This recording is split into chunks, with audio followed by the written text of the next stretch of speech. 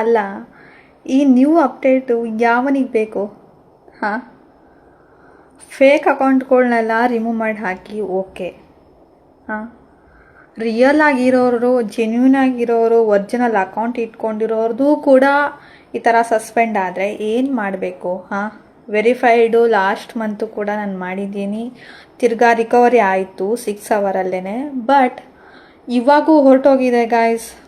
ಇವಾಗ ಫೇಸ್ಬುಕ್ ಹೋಗಿ 4 ಡೇಸ್ ಆಯಿತು. ಇವಾಗ ಅರ್ಲಿ ಮಾರ್ನಿಂಗ್ ನನಗೆ ಇನ್ಸ್ಟಾಗ್ರಾಮ್ 2 ಐಡಿನೂ ಕೂಡ ಸಸ್ಪೆಂಡ್ ಆಗಿದೆ.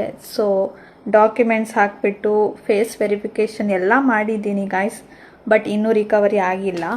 ಸೊ ಬರುತ್ತೋ ಇಲ್ಲೋ ಅನ್ನೋದು ಗ್ಯಾರಂಟಿ ಇಲ್ಲ, ಯಾಕಂದರೆ ನಂದು ಇದು 3rd ಟೈಮ್ ಇದೇ ಥರ ಆಗಿರೋದು. ಸೊ 2 ಟೈಮ್ ಆದಾಗ ಬಂದಿತ್ತು, ಇದು 3rd ಟೈಮ್ ಆಗಿದೆ. ಸೊ ಬರುತ್ತೋ ಇಲ್ಲೋ ಅನ್ನೋದು ಗ್ಯಾರಂಟಿ ಇಲ್ಲ. ಸೊ ರಿಯಲ್ ಆಗಿ ಒರಿಜಿನಲ್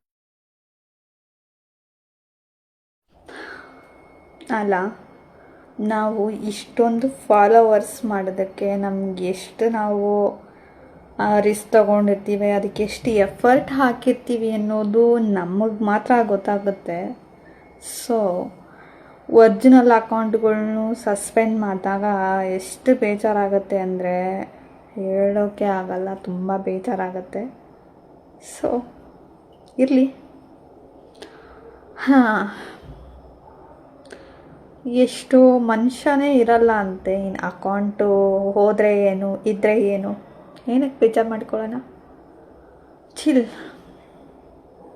ಎಷ್ಟೋ ಕಳ್ಕೊಂಡಿರ್ತಾರಂತೆ.